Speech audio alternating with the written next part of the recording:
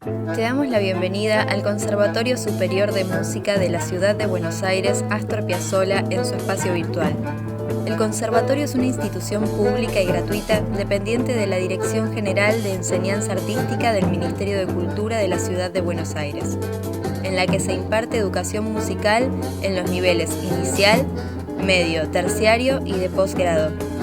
Toda la información sobre nuestras carreras, cursos, talleres y actividades artísticas las encontrás en nuestra página web o en las redes sociales.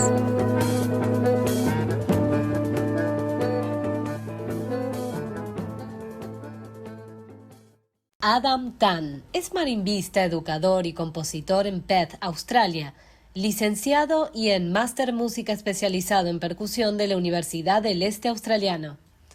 Principalmente conocido por ser creador del contenido de YouTube para The Studio, él es anfitrión y productor de su show, en el que sube contenido semanalmente sobre varios tópicos de la percusión. Como profesor, sus trabajos se encuentran en listas de repertorio de universidades, concursos y festivales a nivel internacional, incluyendo el Will Texas Prescribed Music List. Adam ha actuado internacionalmente en Australia, Hong Kong, Japón, Malasia, Taiwán y Estados Unidos. Es fundador y director del Marimba Fest Australia, una organización sin fines de lucro dedicada a promover las artes percusivas en Australia, que además presenta su propio festival y concurso Marimba Fest. Adam es también el codirector de West Australian Youth Percussion Group, grupo juvenil de percusión del este australiano, y un ensamble juvenil de la University of Western Australia, Universidad del Este Australiano. Hi everyone, welcome to my class, Sharing Yourself, Being Yourself, Expressing Your Music in the Online World. My name's Adam Tan and I'm from Perth, Western Australia, and welcome to my studio. This is where I host my YouTube show, The Studio. You can check out my YouTube channel by searching Adam Tan on YouTube or on every other social media platform. Yeah, it's a real honor to be over here today. Thanks to Marina and Pauline for inviting me to Encuentro de Ensambles de Percusión. I hope I pronounced that correctly. But it's a real honor to be here. I know that this is one of the largest percussion festivals in Latin America, and I think this is the 9th installment, so awesome job that you guys are doing over there hosting events like this. It's a real pleasure to be part of it. Now, today I'm going to be answering some questions that are related to social media in a way, but I don't like calling it social media. I like calling it sharing, because I think the idea of social media can sometimes have a very negative impression. When we talk about sharing, on the other hand, the whole reason why we become musicians in the first place is because we want to share our art with others. And today I'm going to make some points about how to make it easier for yourself to share your music with people, how to connect with like-minded people so that you can collaborate in the future. Obviously, with the pandemic, it's been very hard, but if you optimize all of these not tactics, but techniques, you'll be able to connect with far more people, and you'll be able to share all your hard work that you've been working on in practice and all that kind of stuff. So yeah, I have a few questions here that Pauline has prepared for me, which I think are really, really good questions, and I'll try and answer them as briefly as possible. But as always, if you have any further questions, you can always reach out to me on Instagram, The Studio Family, or on YouTube, on Facebook. I'm always happy to answer any questions about anything. All right, let's begin. So the first question is, what's the best gear to record oneself on a budget? So what is the best gear to record anything? Really, it doesn't really matter about budget. And the answer that I always give to this question whenever I get asked about gear is that gear is not important. Like, you can put a $4,000 camera in the hands of an amateur and it will not make your videos or any of the content any better, because the gear is mainly just a tool. It's kind of like saying if we bought, I don't know, the best marimba you could buy, like a top spec Marimba 1 marimba, and you gave it to someone who has only been holding mallets for like 10 minutes, it's gonna not sound that great, okay? Because it's all about the user skill first. So with that in mind, I would say the best gear to start with is always your phone. If you ever want to record yourself, we all have smartphones nowadays, and yeah, smartphones come in all shapes and sizes, but these days the cameras are actually pretty decent.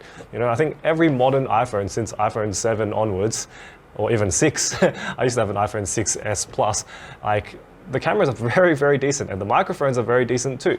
So it's always better to have a really good performance captured on a phone than an average performance or an average talk captured on a $4,000 Red camera or something. Okay, now if we want to get specific about gear, if you do want to spend a little bit of money past just a phone, you don't have to always buy new gear. So this is the camera that I've been shooting all of the studio videos on. In fact, the camera that I'm shooting on now is the same as this. I have two of them. This is a Panasonic GH4 and I've had it for 6 years. 6 years, and I bought it secondhand as well, actually. I buy all my gear secondhand because camera gear, unlike a lot of other types of gear, does not expire as quickly. It's not refreshed as often as things like smartphones. You get new phones every year. So you can always find a really good deal on cameras. And yeah, you don't have to always buy the latest and greatest equipment. And my microphones, I'm sure you guys know, I have these two microphones. They're on stands over there, Behringer C2s. They're just these two tiny microphones that cost me $99 for the pair. Very, very cheap. I've been using them for the last 4 years. Since the beginning of the studio show, I've recorded my entire album on them. I have a whole video about gear, actually, how to record yourself on my YouTube channel. You can check it out. I'm sure someone will link it. But that video, I explain everything about how to use your gear and how to not overspend on gear. Yeah, I think the other thing to keep in mind is, especially with music, if you're recording yourself playing, the audio quality is actually more important than the video quality. So if you had to invest in something, if you have like a small budget to invest in important piece of gear, I'd say microphones first. So get some decent microphones, get a good audio interface, or get a portable recorder. I have this, do I have it here? No, I've recently reshuffled my studio, so it's all over the place. But I have this Tascam recorder. I'm sure you guys have seen it on the show before. It's a very small portable recorder, like a Zoom recorder. Those things are perfect, and they give you really good sound quality as opposed to your phone microphones. So yeah, audio over video. I think there's YouTube videos as well, which talk about, they compare like when you take good audio or good video and vice versa, and which one's better. Good audio always comes out on top. Okay, so yeah, don't worry too much about spending too much money. Actually, just make stuff first. Make videos of yourself, record yourself playing, and the rest will come. Yeah, you can always upgrade gear later on, but if you spend heaps of money on gear and you find yourself out of pocket for more important things like food, bills, that kind of stuff, it's not good, okay? And I've kept my gear collection pretty small for many years. It has expanded now. I've got much better gear, but that's because I've been doing this for 4 years plus. And I did a whole bunch of other stuff like photography and all these other hobbies. But anyway, yeah, gear is not that important, okay? So number 2, how should I prepare a recording? Okay, so this question is interesting because there's many different ways to record yourself. But basically, when you're recording yourself, you follow basic principles like record in a nice room. And I suppose we can tie this into how to film a video, right? Yeah. So when you're filming videos, I find that a lot of people, when they're filming on their phones and stuff, they like to film really close. Like if you imagine, this is the frame that we're in right now. If you imagine if I was filming from like here, this is a very awkward angle. If I was filming from here, it's quite awkward, right? Because there's very little space around my head and my frame. It feels very cramped, very tight. Sometimes people do that for artistic effect, but when talking about music performances, always film wider than you can. So this is a pretty wide shot. You can see even if I stretch my arms out, can't reach the sides of the frame. That always means that 1, the shot looks more balanced. 2, it makes it easier for you to crop. If you do decide to zoom in more, you can crop later, but if you film too close, you can't crop. So always try and film further away than possible. If your phone has a wide lens, like an ultra wide setting, try and use that. The second thing is something that I'm sure all of you guys know. When you're filming, when you're putting a phone or whatever filming device you're doing, put it higher than eye level, like slightly higher. It's always better to have your camera or your phone tilted down like this rather than this. Because if you've ever like taken a selfie of yourself and you take a selfie from the bottom, everyone knows you look like you have many chins and it's not very nice. But when you're filming from up top, it's a little bit more flattering. The human face is much more flattering from above. And it's okay at level, but if you can, try and film a little bit higher. This is especially good for marimba because you can see all of the bars in one shot, which I think is really effective. The other thing, oh yeah, so I'm doing all of this live. We have, yeah, filming wide, filming higher. The third thing is to film in a well-lit space. Okay, so obviously most rooms have, just simple lights. But natural lighting is always the best if you have like a window with lots of bright light, especially for talking videos, if you wanted to do like, vlogs or whatever. Natural light is always the best. And I have these two LED softboxes, which are basically just LED lights behind a diffuser, which diffuses the light very smoothly and it makes it look more flattering as opposed to having like a very bright light shining into my face. So you want to have this kind of like soft light, and it's quite easy to achieve if you just turn the lights on, but just don't film in darkness unless that's what you're going for, like some sort of very artistic piece that is like in the dark. Try and film in a well-lit environment. And finally, sound. Try and get your sound to sound good, whether it's through the use of good microphones, recording in a drier space. Don't record in a bathroom unless, again, you're going for that very special effect of very ringy acoustics. Try and keep it nice and dry. I always prefer to record in dry spaces because then you can add effects on it much better. You can't add effects on something that is very washy because you lose a lot of the detail. I could talk about this for hours, but those are the basic things, okay? So wide, high, well lit, sounds good, okay? Those 4 things. Question number 3, what program do I use for video and audio editing? Okay, so this one, I've talked to a lot of other creatives before who are video editors and YouTubers and stuff like that, and you'll get a million different answers. Some people, for video editing, they really like iMovie. I don't have a problem with iMovie. I think it's actually very, very good for what it is. It does the basic job of putting clips together. You can put some text. It does everything you want it to do, and it's free. Same with Windows Movie Maker. I don't know what it's called now in Windows. I should know, I have a service. But iMovie and Windows Movie Maker, those free programs are totally acceptable. Another good free program is DaVinci Resolve. DaVinci Resolve is more advanced, but it is free and it is very powerful. So if you wanted to get started with more advanced video editing, didn't want to spend money, try DaVinci Resolve. The program that I use is Adobe Premiere Pro. I love Adobe software because I've been using it for almost 10 to 15 years now. I used it since I was a kid when Photoshop first came out. And when Premiere first came out, so I use Premiere, Photoshop, Lightroom. I use Audition as well for audio. I prefer the Adobe software because it's like cleaner and it is an international standard. It's probably the most popular software. The other most popular one would be Final Cut Pro, which is on Mac only. So if you want to get serious, those two are pretty good, but they are paid software. So always start with the simplest one first, and then if you feel like you need more, like if you need more options with your workflow and stuff, you can go up to something higher. Audio editing wise, I used to use GarageBand actually. When I first started, I had a MacBook. I used GarageBand because it's free and it's packaged and it does everything you want it to do. If you're on Windows, if you're on Windows or Mac actually, you can use Audacity. Audacity is an awesome free program that anybody can use. It's really easy to use for recordings because most of the time you don't need like super advanced audio effects anyway.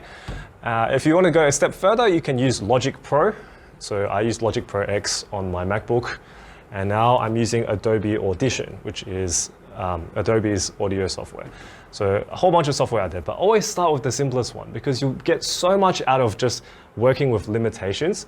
And when you can work all the way to the limitations, to the absolute limit of that software, then when you move on to more advanced software, you feel like you actually know something and you'll be able to get more out of the advanced software. That's what I did anyway. I spent many years on basic software like Windows Movie Maker, Sony Vegas. I used Sony Vegas for 7 years before moving on to Final Cut Pro. I used iMovie for a while. I used Adobe Premiere, and now I use Premiere. Okay, does that make sense? Don't feel like you need to spend too much money on software. If I want to record myself talking only, how does this change? Okay, so when you're talking about just stuff like this, where I'm just talking, we call this a talking head video. Your microphone will be different, firstly. So I'm using a Rode SmartLav Plus, which is basically a lavalier mic.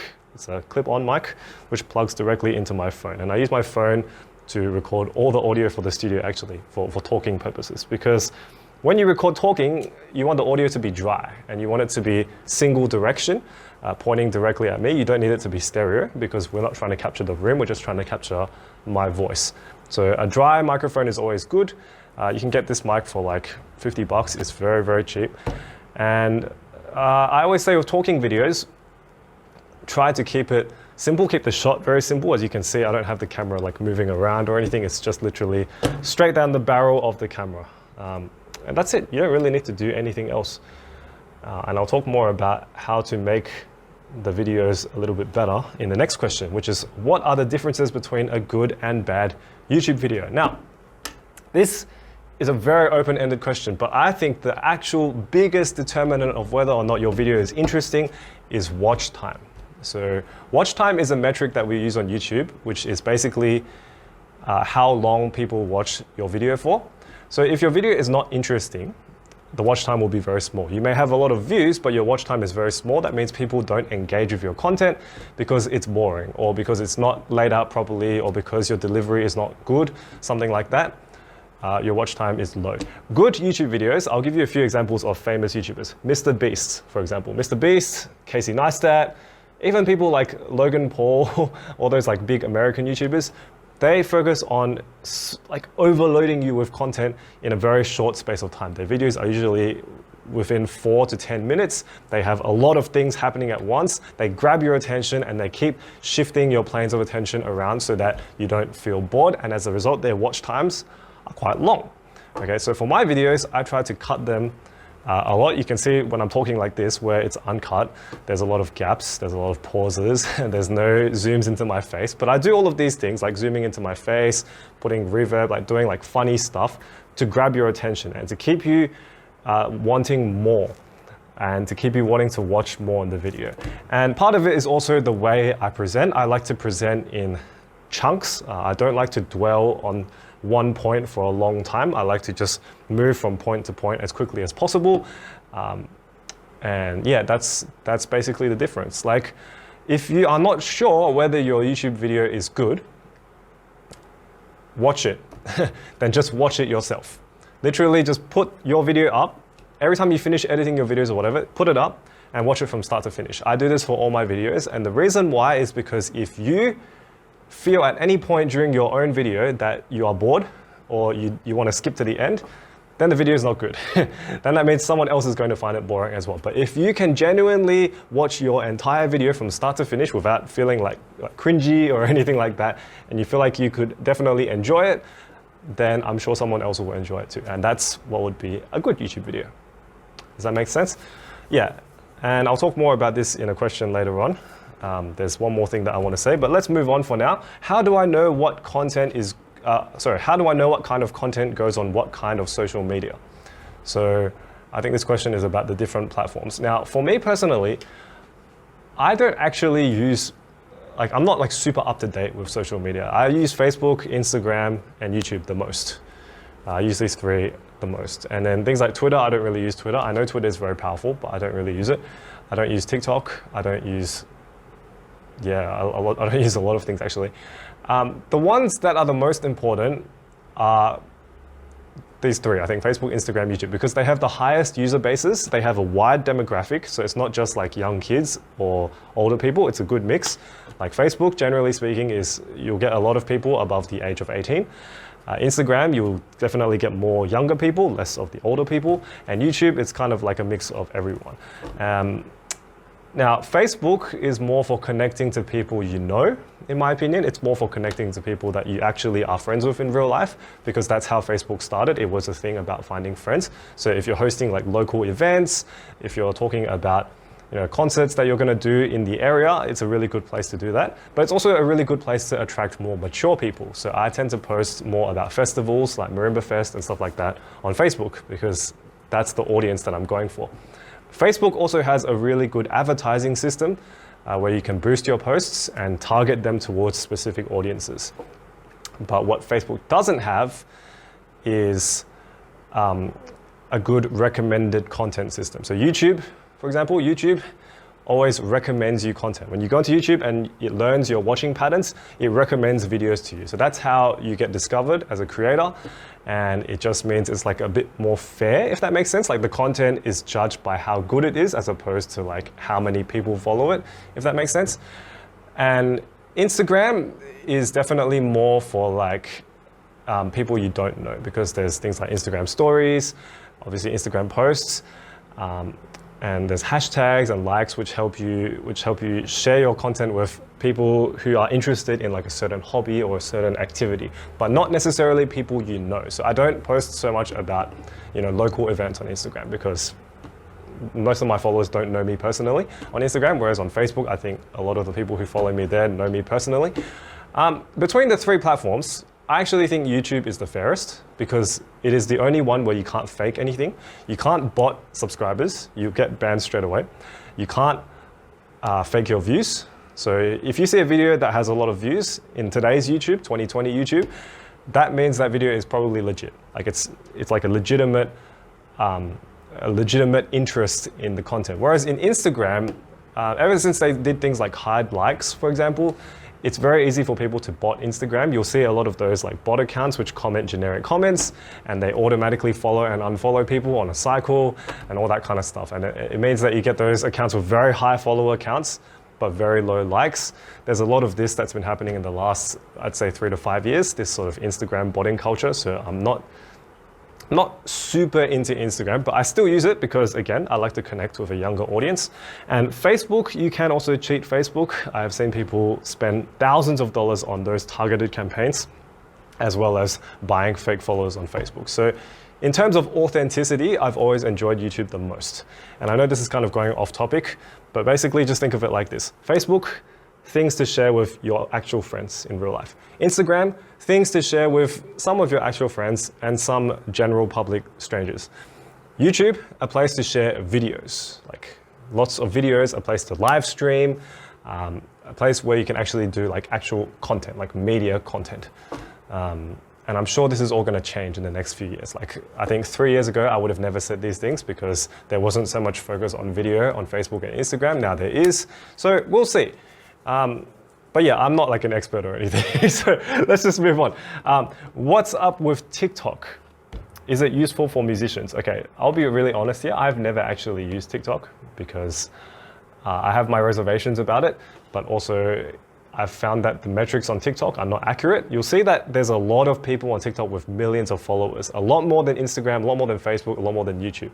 But those numbers don't translate to views when they try other platforms. So like some people who have 1 million followers on TikTok, they get hundreds of thousands of views per TikTok that they post, but they go onto Instagram and they only have like 10,000 because there's something happening there. Like the watch times are a bit skewed. For example, on YouTube, when you watch a video for a certain amount of time, that registers as a view. But on Facebook and TikTok, if you just click on the video, that's one view. So that's something that's always been like, I don't really know. And obviously there's also a lot of foreign governments that are like banning TikTok and stuff like that. It's a bit of a gray area.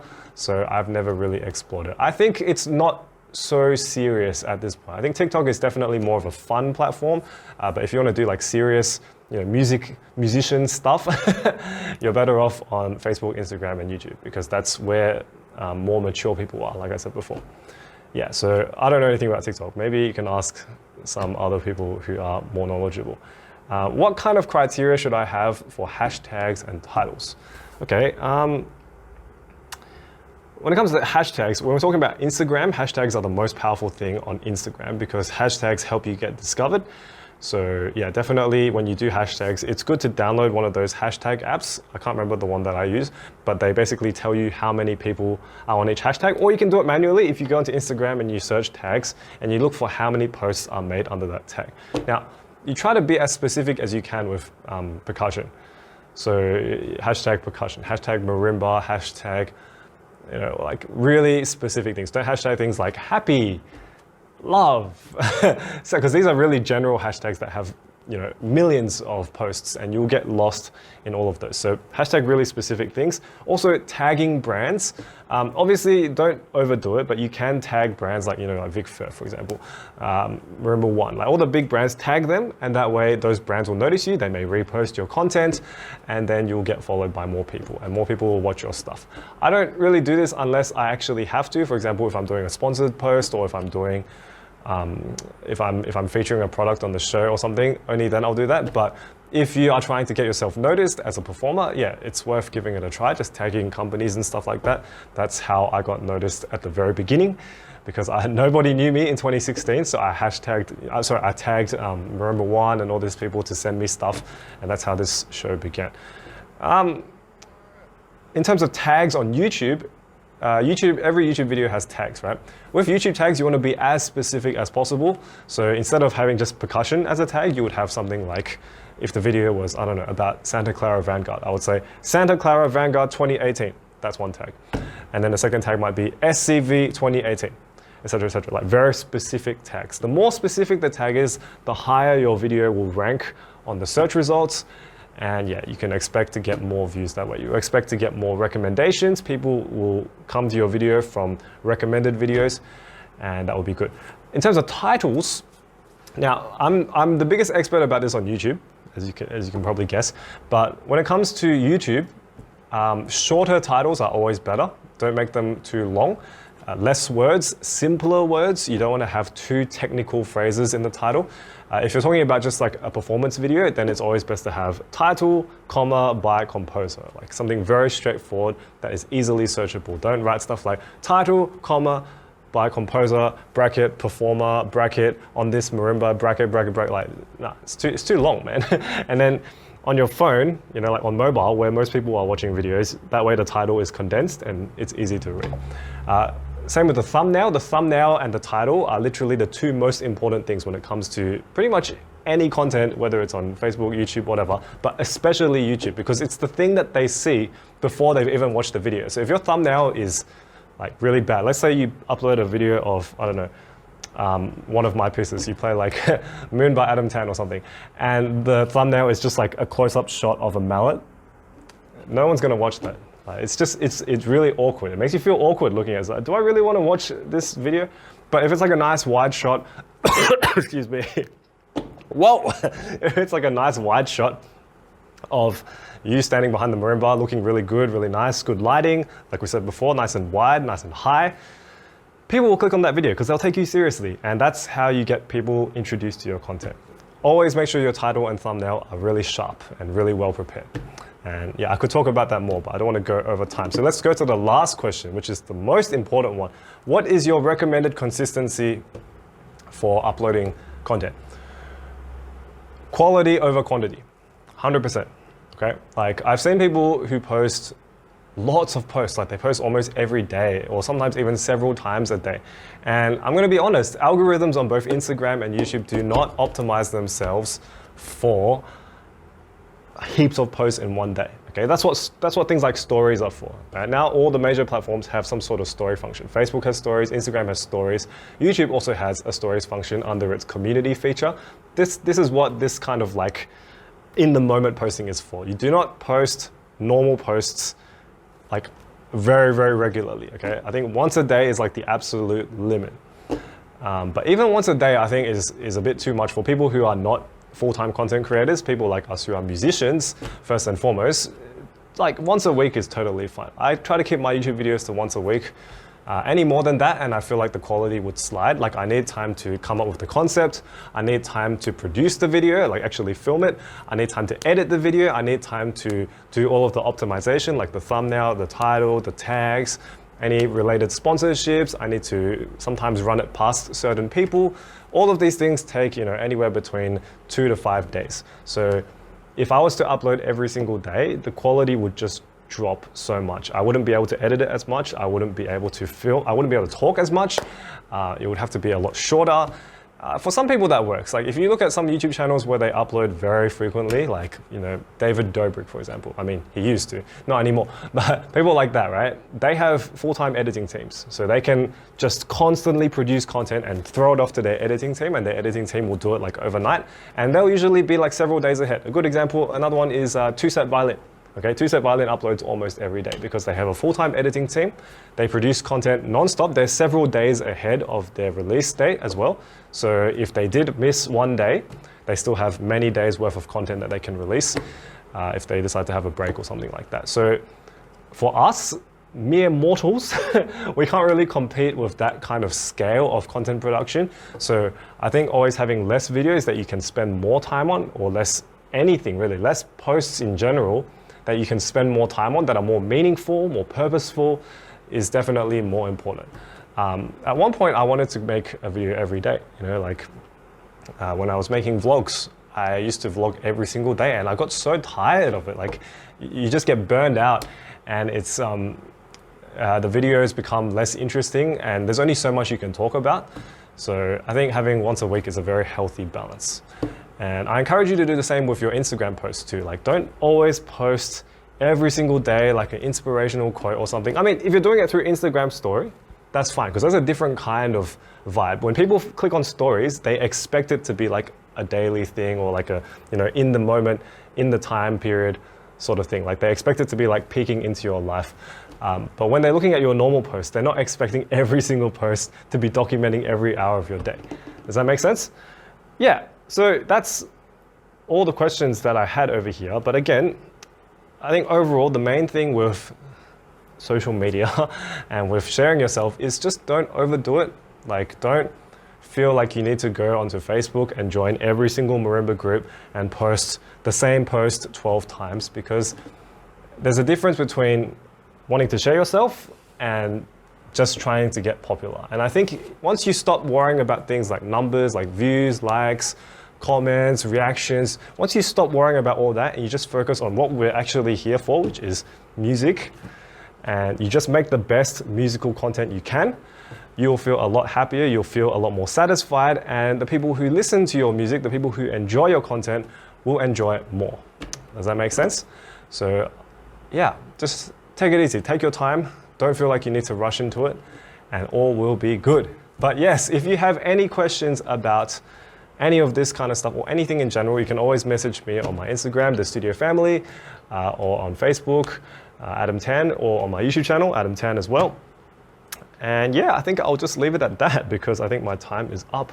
But thank you so much for having me once again, and it's a shame that we can't meet in person. I would have really loved to have done this in person. I've never been to Latin America before. It's always been one of my to-do lists. It's been one of my bucket list places for the longest time. And Pauline has always been telling me how great it is over there, and the conservatory that you guys have is just beautiful. So I really look forward to seeing you guys soon in the future. Thank you so much for listening to my talk, and stay safe.